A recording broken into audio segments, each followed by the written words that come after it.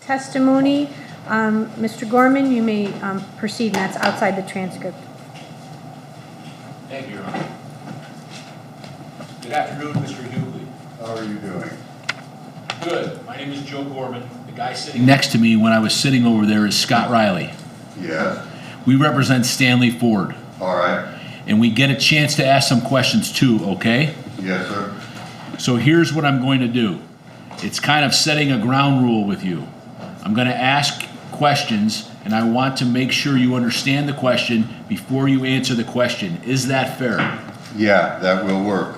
And feel free, if you don't understand what I'm talking about, to say, I don't know what you're talking about, or ask me to rephrase the question or repeat it so you do understand it before you answer. Is that fair? Yes, sir. Okay. You and I have never met. Is that true? Right. Yes? Yeah. Yes, sir. Okay. So let's just talk about that last thing the prosecutor talked to you about. You said you heard some arguing going on before the fire occurred that night, right? Yes, sir. How soon in time before the fire occurred did you hear the arguing? I don't know. I don't know the time. But when I say that, like, did you hear the arguing and then 10 minutes passed and then there was a fire? Or did you hear the arguing in an hour? I heard the argument. Yeah. Okay, right. You heard the argument. Yeah. And then how soon in time after you heard the arguing, approximately? It seemed like it was right there together, but I don't think it was. I'm sorry? It seemed like it was all right there together. All right. So the argument happens, Yeah. and then shortly thereafter the fire starts? Yeah. I heard Lindell. I thought Lindell fell out of the bed. Yeah. All right. So, all right. Let me stop and make sure I have this right then. You hear the arguing. Yes, sir. You hear Lindell yell something to Gloria. Yeah. And then you feel like you hear a boom. I heard a boom. And shortly after that, you hear this boom. And shortly after that, you hear this boom, and you think it's Lindell that fell out of bed. Yeah, I thought he fell. But then you notice right away it's actually a fire. I go to the window. Yes, and see the light or the flames, right? Yeah. Yeah. And this all happens within a short period of time. It seemed like a short period of time. Could have been. You know. I just wanted to clarify. Yeah. So I'm going to approach the board, and I'm going to have you look again at State's Exhibit 1, okay? Can you see it? Yeah. And Judge, I don't have State's Exhibit 1, do Is we? that 12? Yes. Outside the transcript, it's Exhibit 12. Okay, thank you, Judge. All right, can you see this board? A little bit. I think they moved it. You can turn it a little. I got bad eyes.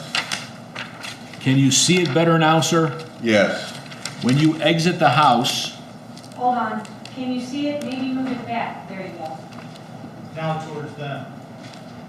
Now turn it a little towards Mr. Hugley. can you see it, sir? Yes. So 719 Fultz is where the fire happened, correct? Yeah. I just want to make sure I have it right. Which side of the building did you exit? Right there. You can use that pointer. All right. Right there? Right there. And you said, sir, I think you had to go backwards because the sparks were up here. Is that true? Yeah. And then you go and look for the ladder back here, but it's chained. Yeah, the ladder was right there in the corner. Point to it. Right there. And I can see the ladder right there. But you can't get to the ladder because it's chained? Changed down, yeah. At some point then, because of the sparks, you don't go out this way. No. You go out to the next street. Is that true?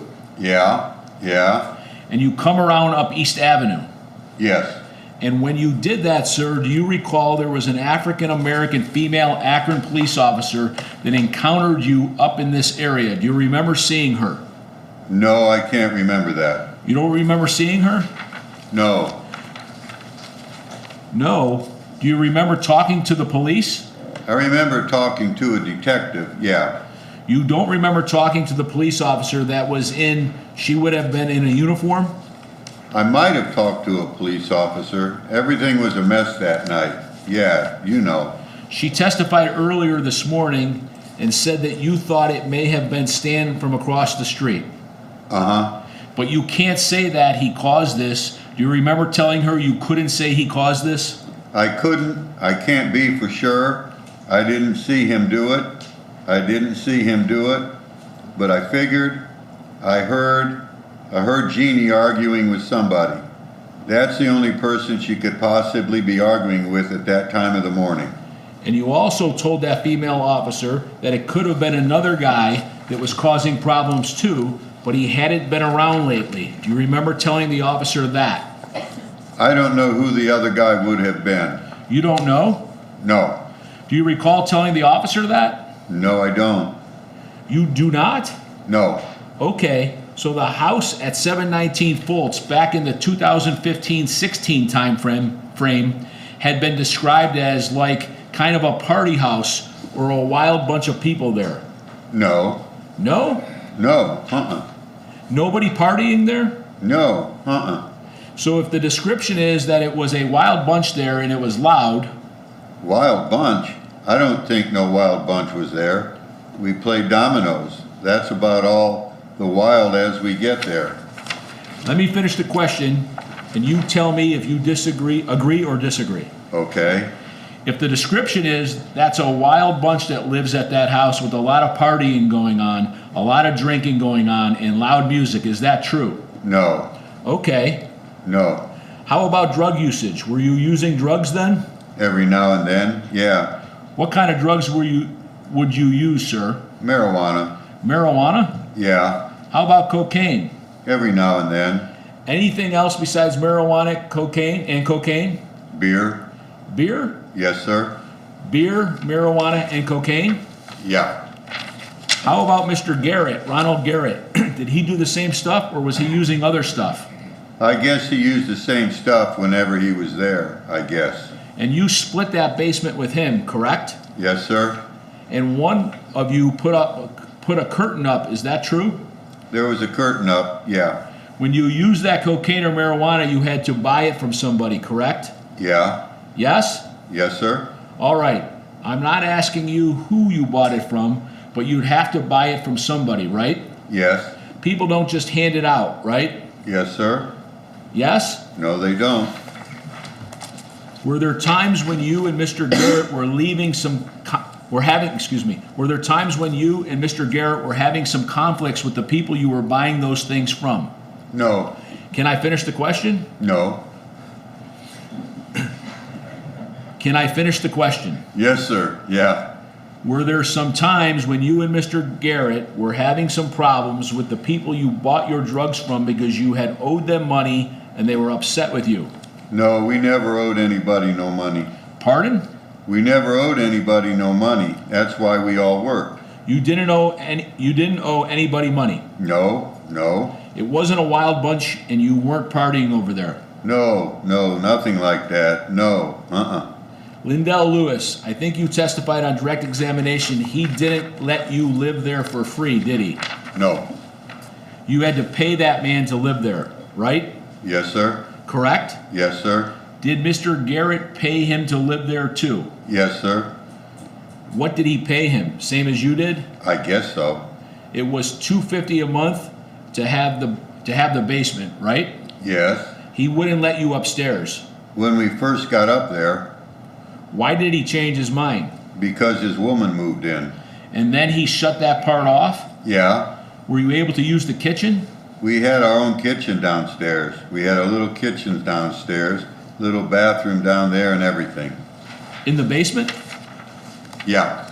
Was the basement refinished or was it Yeah, you can say that. like carpet?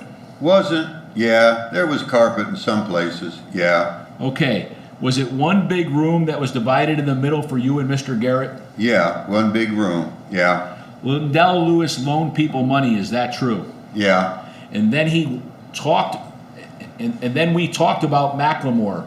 Remember you talked about him, the guy that started the fire on the van? Yeah. Macklemore at some point, do you recall, went to the Summit County Jail, and then Lindell Lewis had his disability card? That's what I heard. That's what I heard. I heard something about that, yeah. And some of the money came up missing, and Mr. Macklemore was mad, right? Yeah, So it wasn't just that he was holding his money for him. Macklemore thought Lindell Lewis took some of his money off of that card, didn't he? yeah. I know about the money that Lindell had. Like $3,000 he took off that card. I don't know about that. I don't know. That's their business, not mine. I'm sorry, sir? That's their business. I don't know about that. You knew at least those accusations were going on, correct? Yes, And that's what Macklemore was mad about when he tried to burn the house. yeah, Okay, did you know Lindell Lewis owned other houses? yes, sir. Do you know where they were? A couple of them, yeah. Where did you know his other houses to be? One on Rhodes Avenue, one on, The roads is a D or a S, or the roads with a D or Rose. Rhodes Avenue, one on. Do me a favor, can we lean into the microphone because you talk quiet? Yes, ma'am. Rhodes Avenue and So, question then, South Street? South Street, yeah. Were you aware of Lindell's house burning at South Street too? Yes, I was. What year did that happen, if you know? I remember it burning, but I don't know what year it was or nothing. Okay, did they ever find out how that happened? I don't think they did. So as far as you know, before this fire in 2016, Lindell Lewis had a fire a year or two before at 719 Fultz in which his van was burned and they tried to burn his house, right? Yeah, And then he had another house on South Street that was burned too. Is that true? yes, Then I say to the court, Mr. Gorman, can I check with my co-counsel, Your Honor? You may. Mr. Hugley, is it Rhodes with a D? yeah, Rhodes. Spell it for me. Rhodes. Thank you very much, Mr. Gorman. Question then back to Mr. Hugley. Mr. Hugley, did you see Ronald Garrett any time after the fire? I seen him before the fire. Right, before the fire? Where did you see him before the fire? I seen him come into the driveway, go in the house. He must have went out the back. I didn't see him leave. I seen him come in when I was over there cutting Chuck's yard So the night of the fire, earlier in the night, earlier that day. Ronald Garrett was at 719 Fultz. Yes, he was. Okay, and you saw him, you were cutting Chuck's yard. Yeah, So you looked across the street and you saw him there. I seen him going up the driveway. Do you know how long he stayed that night? I don't know. Do you know what the reason was? Do you know what the reason he was there for? He lived there. Okay, but he didn't stay there every night. Every night that he was over, he stayed. Yeah, because he stayed there, he lived there. Did you live there and sleep there 7 nights a week? Yes, I did. How many nights a week would you say at that time Ronald Garrett lived in the house? About the same amount. About the same amount. He stayed there almost every night? Yes, sir. Okay. Did you see Mr. Garrett after the fire anywhere? Not on the scene, but did you run into him afterward? Yeah. Where would you have seen him afterward? I seen him over at his sister's house. And where does she live, if you know? She was staying on Maple Street. And is he still around? Do you still see him? I seen him yesterday. You saw him yesterday. Where do you see him now when you see him generally? He comes over. I'm sorry, sir? He comes over to the house. Oh, the house you live at now. Yeah. All right. Sir, I think that's all the questions I have. Thank you for answering. Mr. LaPrenzie? Yes, sir, thank you.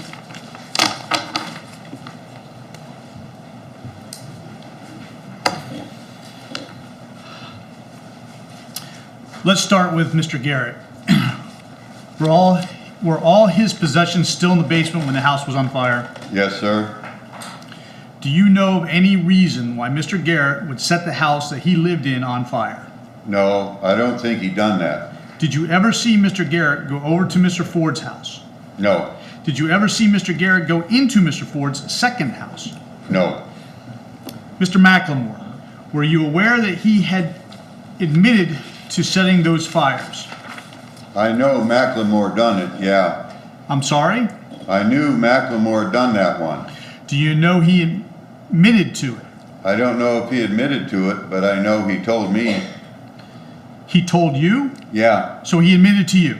Yeah, he took my gas. He took my gas. He took my gas. He used your gas to set the fire? Yeah. Okay. Did he admit to you to doing this fire? No. No. And did you tell anybody he admitted it to you? Lindell already knew he had done it though, you know. Lindell already knew he did it? Yeah? And Lindell, he didn't call the police and have him charged, did he? I don't think so, no. He could have. Yeah. You could have. I think Jeannie wanted him to call the police. I heard her say, well, you need to call the police on that boy. But Lindell chose not to. Yeah. Did you ever see Mr. McLemore go over to Mr. Ford's house? No. Do you know how they got along? If at all, have you ever seen them interact? Yeah, no, I never, no. Did you ever see Mr. McLemore go over to 1374 Hillcrest? No, he left a lawnmower there that one day. He left his lawnmower one day. I ran back to the house and he ran back in the house, and when he came back out, the cord on the lawnmower had been cut. Where did he leave the lawnmower? At 1374. There ain't no sidewalk, so I guess he did leave. He left it right there in the street, I think, yeah. But you don't know who did that? No. All right. You'd mentioned on cross-examination with Mr. Gorman when he asked you about Jeannie arguing with somebody, and you said that you thought it was Mr. Ford. Yes, sir. What made you think that it was Mr. Ford? Because we all had problems with him. So who else would have been arguing with? Wait a minute, stop, read that again. Read line 11. Okay. Because we all had problems with him, so who else would she have been arguing with? She wasn't arguing with Nick. She wasn't arguing with Nick. I don't think she was arguing with Chucky Poo. He's the only one that's in that vicinity. All right. So Mr. Ford's the only one you thought that she would potentially be arguing with. Yeah. But you didn't see who she was arguing with. No, I didn't. And you don't know whether it was Lindell or not. No, because he hollered downstairs. He told her, quit arguing, leave that shit alone. So he wasn't telling her, you know, he was talking to her, telling her to leave whoever she was arguing with, whoever was messing with her, to leave them alone. That's what he was saying. Thank you. Judge, nothing further. Nothing, Your Honor. Mr. Hugley, thank you very much. You're excused. Yes, ma'am. You can go right out this door. And with that, the witness was excused. Thank you, Mr. Kelly. You're welcome. All right, ladies and gentlemen, that concludes Mr. Hugley's testimony. One thing that did occur during Mr. Williams's testimony that counsel wanted me to point out, Mr. Gorman, or would you grab the yeah, thank you. All right, so one of the times Mr. Williams was testifying, they asked during one of the questions was, where did the defendant go when he was arguing with Lindell Lewis? And at some point in time, Mr. Williams pointed to the map. The counsels have agreed, and I almost got you in the eyeball, can you see right there, that Mr. Ford did not go past this area. Can you see the green light on the, because I'm holding it so still. There you go. I think I'm sitting in the way or something. Oh, there you go. All right, see that? Gentlemen, is that about right? Well, people in the back can't see. All right, all right, then you alternate and point at that area, please. So for the record, it was at the grassy area at the corner of Fultz and Hillcrest. Joe. They've already seen it. But yeah, you gotta show the alternates, there you go. Okay, so that's the area that Mr. Williams was referring to when he said that Mr. Ford didn't leave the yard or his property. Or he didn't go any further than that, I think was the exact testimony. So that's the area they're referring to. Okay, I take that. okay. One And more, then- Judge. Yep.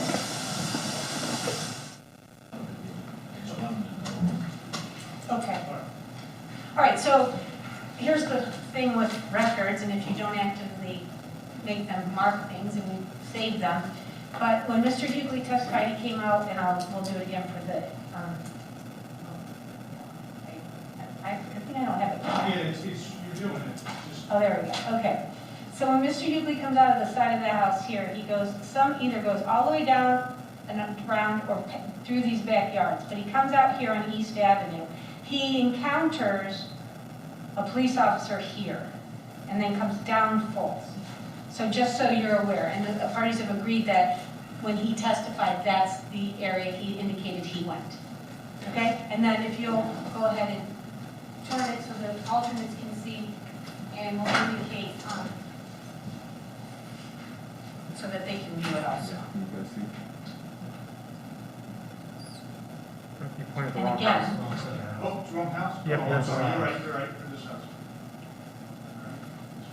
For the record, the court used a laser pointer to show that on the staring at the front of the house, the right side of the house, Mr. Hugley came out that side door, went around the back of the house, either through the yards of the houses heading towards East Avenue or The next street came down East Avenue to the corner of East Avenue and Fultz, according to the diagram in State's Exhibit 12. The state would agree that that is the recollection of both parties as to what Mr. Hugley indicated during his testimony. Thank you very much. All right, you may call your next witness. Your Honor, the state's going to call Jason DaCosta. Mr. DaCosta, you can turn your video on. All right, Oh. working on it. Okay, should be up now. You can hear us? Yep, can you hear me? Yes. The Okay. judge is going to come here and read you an oath. Okay. All right. Pursuant to the Supreme Court of Ohio, I am permitted to swear and provide the oath by video conferencing technology. Mr. DaCosta, would you raise your right hand, please? Do you solemnly swear or affirm to tell the truth, the whole truth, and nothing but the truth, so help you God? I swear. Thank you. And Judge, he does not object to being videotaped. Okay.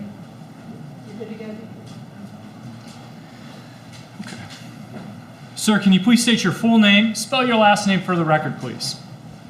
Yep, Jason DaCosta, that's D as in Delta, A Alpha C Charlie, O S as in Sam, T Tango, A Alpha. And Mr. DaCosta, where are you currently? I'm in St. Paul, Minnesota. And is that where you live? Yep, that's right. Is that where you're employed? Yeah, I am. We have an office here in the Twin Cities. Can you tell the jury where you are employed? Yeah, the company's called Alarm.com Incorporated. And what is Alarm.com? So we provide a cloud-based security and home automation platform. What do you do for Alarm.com? I'm the Vice President of Customer Operations, and so I oversee our support team and training teams. Is that main office of Alarm.com located in Minnesota, St. Paul, Minnesota? The corporate headquarters are in Tyson's Corner, Virginia. How long have you worked for Alarm.com? Just past 17 years. So Alarm.com is a software company for alarm systems. Is that fair? Correct. Okay. Now, if an alarm goes off for a house that has a Alarm.com software on it, how does that work? How does the call get into the police, et cetera? So security systems are deployed by our network of partners. These are security service providers. They install systems. And in order to enable Alarm.com services, they put a cellular-based radio in there, which essentially takes the signals from the security system and sends them over the cell network to our network operations center. Those signals come in, and then depending on how the service provider has it configured on the back end, we forward them on to the monitoring center, and then the monitoring center does what they normally do. We don't have any insight into that. So those servicing, what did you call them? Servicing companies? Service provider partners. Service providers. They're not associated with Alarm.com. They have an agreement that they can sell our services, but they're just affiliates, basically. they will install the alarm system that has your software on it. That's correct. They put in the hardware that enables the whole system.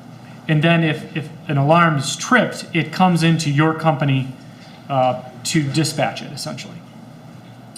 Well, we basically process the signal and send it to the central monitoring center, and then the only reason I'm clarifying is because dispatch is normally done there, where they call the emergency services. Okay.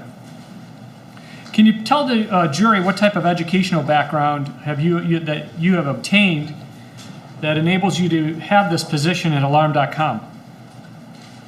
Well, I went to college, and I've got some noise here. Been working there for long enough and troubleshooting the systems and know enough about the inner workings of kind of the engineering that allowed me to be confident in how I can interpret what happens when signals come in. What exactly do your job duties entail?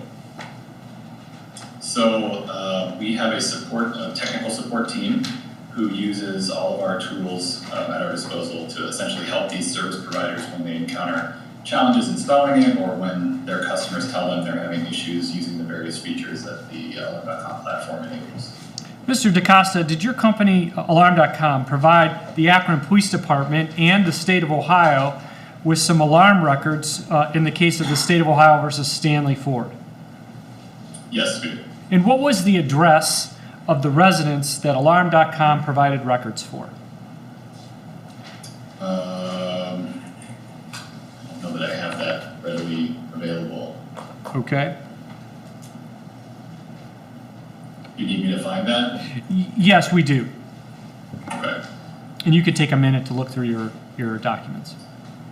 Yeah, I can be honest. Joe, while he does that, can we approach the board? Sure. I'm going to mute you for a second, okay, sir? Is that all right, Judge? Yeah. Yep. All right, so hold on, Mr. DaCosta, we're talking at sidebar for a second. I'm going. I'm back and I have the. Okay, Mr. DaCosta. Hold on one second, This sir. is Judge Croce. Can you hear me? Mr. DaCosta, can you hear me? Yes. Okay. Yes. So Mr. D'Angelo has indicated that he has emailed you 70 pages of documents. Did you receive those? Yeah, I have. Okay. Yeah, I have that. So- I just have the wrong that of them pulled up. I understand. My instruction is about to be that any questions he asks you are to be related to those 70 pieces of paper or documents. If there's something else that you're going to refer to in order to answer a question, we need to know what that document is to make sure that the defense and the state of Ohio has those documents. Do you understand this instruction? Yes, absolutely. Okay. All right, Mr. D'Angelo, you may proceed. Now, you did refer to some documents to refresh your recollection as to what address it was, Mr. DaCosta?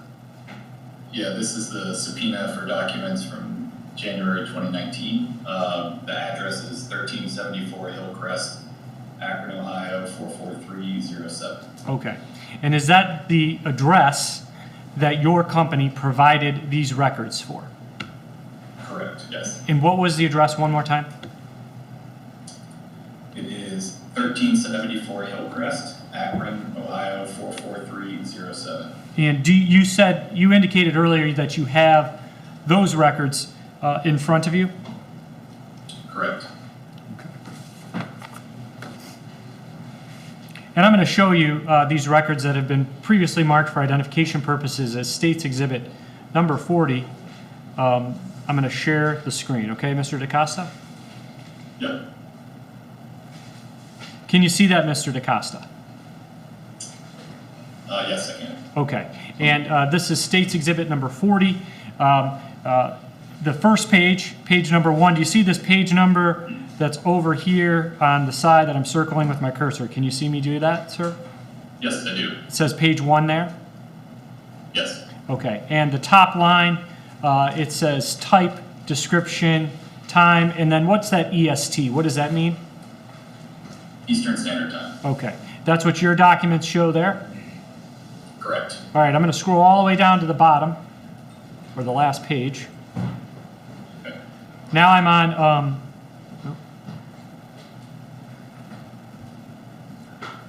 page number 70, do you see that, Mr. DaCosta? Yes, And does your packet that you have of the documents or records that you provided the state of Ohio and the Akron Police Department have 70 pages? correct, yes. Okay. And the last line here on page 70 says message, modem ping, and 6/30/17, 2020, 2326. Is that what your documents show? Okay. It's the exact same. Yes. Okay. So are these, I know we haven't looked at all 70 pages, but are these the records that you provided to the Akron Police Department and the state of Ohio, Mr. DaCosta? Yes, they are. Okay. Fair and accurate depiction of the records that you provided? Yes.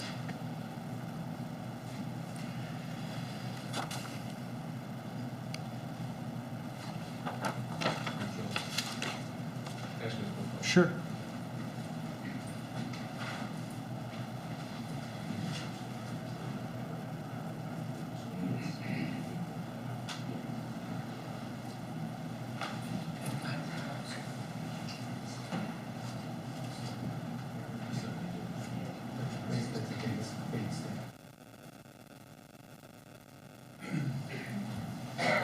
Now, Mr. DaCosta,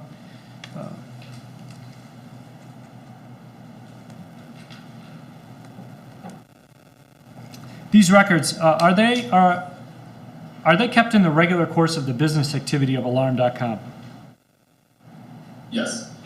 And is it the regular practice of Alarm.com to keep records such as this for the alarm systems that you service?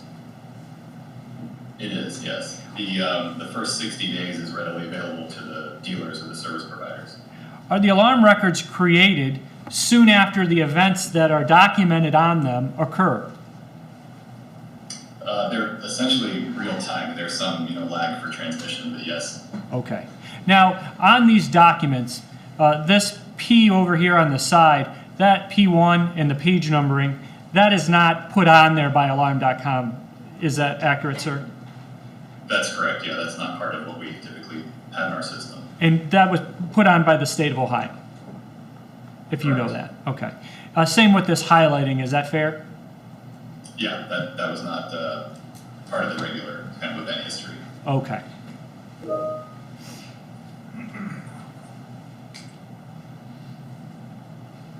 Now, Mr. DaCosta, I'd like to draw your attention to a date on here. I'm going to scroll down. Okay.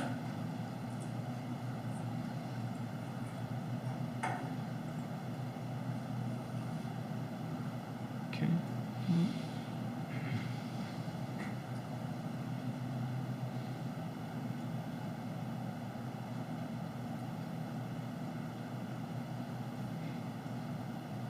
All right, I believe this is going to be page 27. I'm going to direct your attention to April 18th of 2016. Are you there yet, sir? Yeah, let me scroll on my side. I was following yours. You want me to follow on mine or just use what you're showing me? You can do whatever you would like. I mean, I guess I would like you to make sure you have a page 27 and it fits with April 18th of 2016. If he's viewing the shared screen, I want him Yes, testifying from the shared screen. Okay. Judge, or Mr. DaCosta, the judge has indicated that she would like you to share from, or view from the shared screen, okay? Okay. Yep, can do. All right. So I'm using my cursor here and I'm circling this time here and it says monitor. Can you tell the jury what that means when it says monitor? Yeah, so we have all these messages that come in from the system, and they're different types, which is why they have different labels in that column. Monitor means it is something that we show to the service provider when they use the portal that we provide them, and something that the customer, the end user, will also see in their app. So this just means it's viewable by both parties, including, and then the third party, Alarm.com. Okay. And what while we're over here on this column, what does it mean when it says message?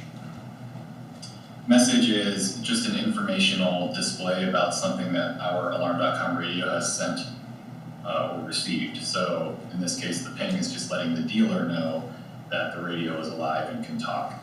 The message rows are not showed to the end user, just to Alarm.com and the dealer. And then it also says OH2000 network receiver. What does that mean?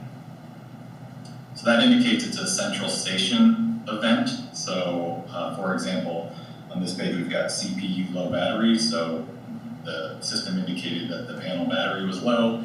The dealer has indicated they want that sent to the central station. And so this row indicates that we sent it to the central station. And that is viewable by alarm.com and the dealer. Okay. Now next it says, if we go along this line here that I am highlighting for April 18, 2016 at 2:57, it says, I'm going to talk to you about the second panel or second column now in these records on States Exhibit 40, okay? Yes. First question I have is, can you describe how a alarm system is armed? Sure. There's a couple different ways to do it, but normally what happens is you just press the arm button at the keypad, and that arms up the whole system. In some cases, you're required to enter a code. That's usually not the case. That's how you do it locally, which is what is indicated here. Okay. And what does that mean locally? That means someone physically pressed buttons on the keypad to arm the system. Okay. Now, are there different, you see here it says panel armed away on a one up here that I'm looking for, and then is there any other designations? What does panel armed away mean? So there's a couple different types of arming levels. Just armed is obviously kind of one of them. Then there's something called armed away, which you generally would do when you are leaving the home, which is why it's called away. That's sort of a standard industry term. And it's meant to indicate that essentially all of the sensors in the system are armed and active. So including interior motion sensors, which means, if you were in there and you armed it away and moved around, you would probably trigger an alarm. There's another level below that called armed stay, which, again, the label is meant to indicate that maybe someone is staying. So it arms the perimeter sensors, which are typically windows, doors, and not necessarily like your interior motion sensors that you might trigger walking around the house. So armed away means that the exterior of the residence or building is armed and sensors are intact. Fair? Armed away would include the perimeter of the house, so any of the exterior sort of perimeter sensors as well as the interior ones. And it all depends on how you have the sensors programmed into the system. You indicated that if you armed it away and you stayed inside the residence, you may trip the alarm. Correct. Armed stay indicates that what sensors are activated at that point. Right, so an example would be you've got a house with a front door sensor, back door sensor, and an interior motion sensor for like the stairs. If you arm to stay, in that case, you're probably just going to be arming the front door and the back door, not the motion. If you arm to away, you would arm front door, back door, and motion. Okay, so in essence, if you arm stay, you could stay in the residence without tripping the alarm. Correct. Okay. Now, is there a way, or can you arm stay and still leave the residence? And really the stay label doesn't say anything about whether or not there's somebody in the house. It's just meant to tell you what level of arming has been performed. So you could, hit the arm button and leave, and it would stay in the stay mode if you selected that. Or you could, arm it to away and stay. The system doesn't know just by how you arm it. And do you have a system similar to this on your residence? Yes, I do. And can you tell us, do you traditionally arm stay or arm away, you personally?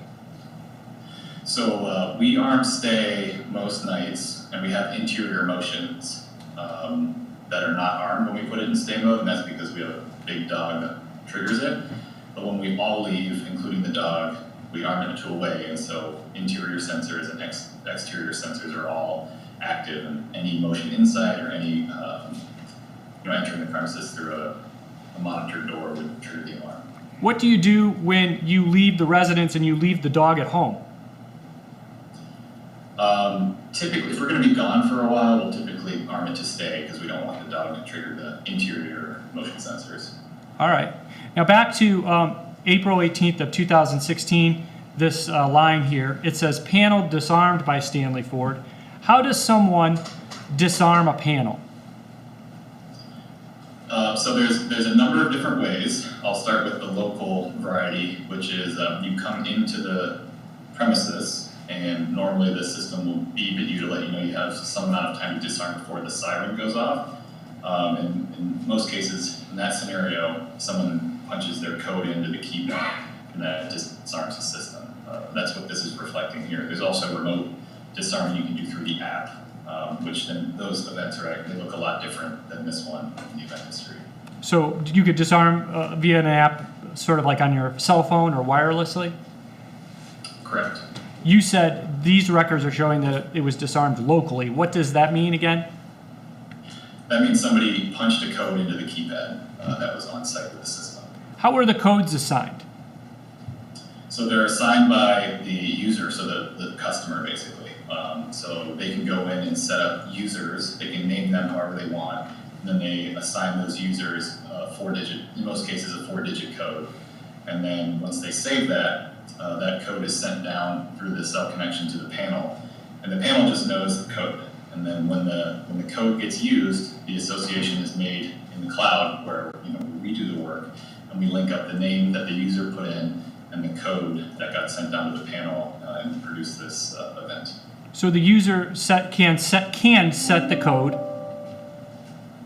Yes. And the name, they can also set the name on the code. Correct. They have to put in a name and a code.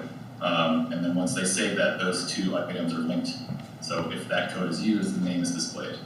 Now you don't know who's actually punching in the code, who's actually standing at the panel punching it in, fair? Yeah, there's no way to know. The association's just made between the name and the code. Now, the last column that I'm going to talk to you about, it says here, 4/18/16 at 2:57. My question is, Mr. DaCosta, how quickly does it come in to your system at the point that you disarm it? How quickly will it come into your system so it's recorded on these records? It can vary. It's usually going to be less than 2 minutes. It depends on the wireless connection and reception. Usually it'll be anywhere between 10 seconds to 2 minutes.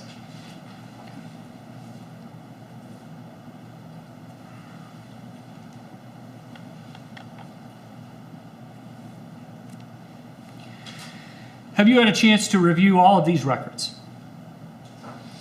I haven't looked at every single page, but I scrolled through it probably half a dozen times. And then the pages that you have reviewed, have you ever seen any other code disarming the alarm other than the one assigned to Stanley Ford?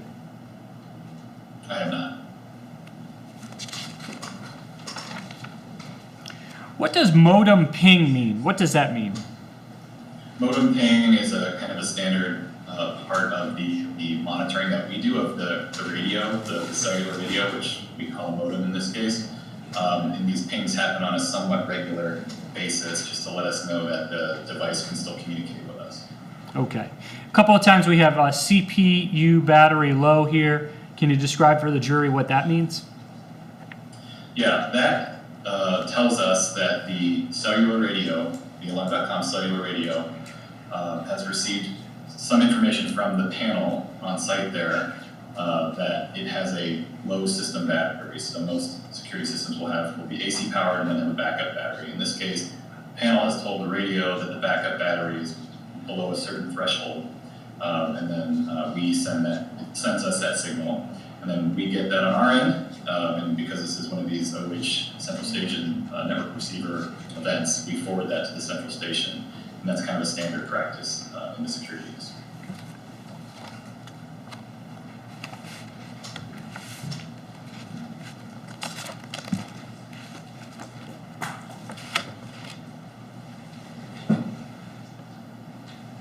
Now, Mr. DaCosta, I'm going to draw your attention to page 40, State's Exhibit number 40.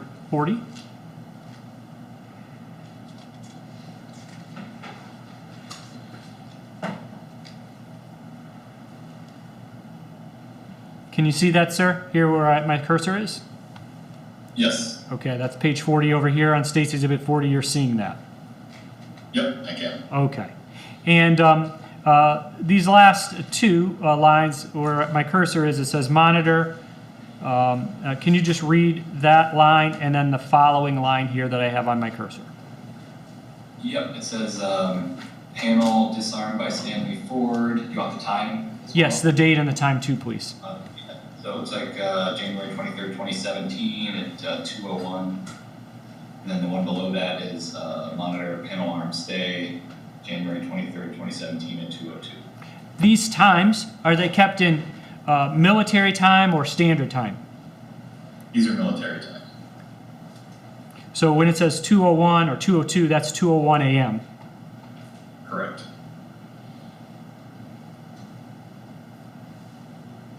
Next, I'd like to draw your attention to page 63.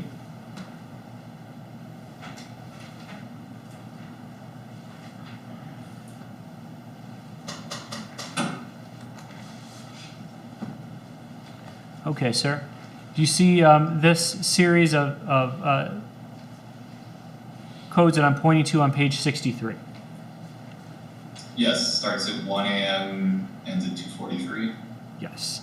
And here, the panel is armed stay. Is that fair? Right. Okay. Correct.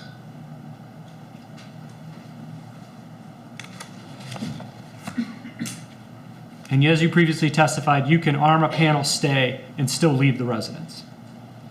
Yes.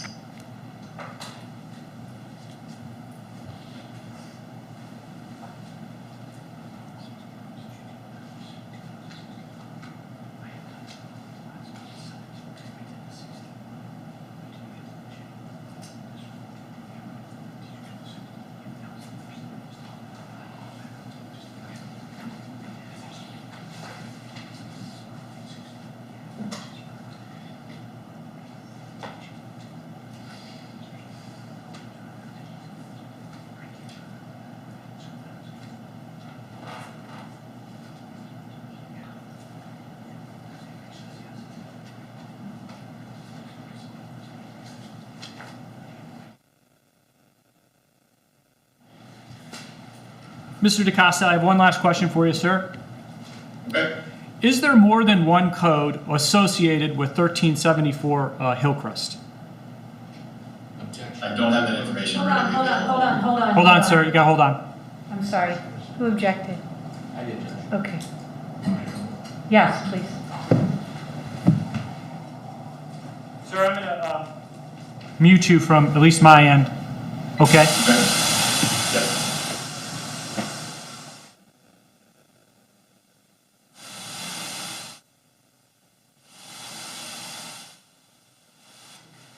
Okay, we have some questions that we have to ask Mr. DaCosta outside the hearing of the jury. So ladies and gentlemen, we're going to take a short recess of about 10 minutes. Remember the admonition I've previously given you concerning your conduct. Do not discuss the case amongst yourself. Don't talk about it with anyone else. Don't let anyone else discuss it with you or in your presence. If they do, report it to myself or Mr. Masich immediately. Turn your pads upside down on your seats, and then we'll see you in 10 minutes.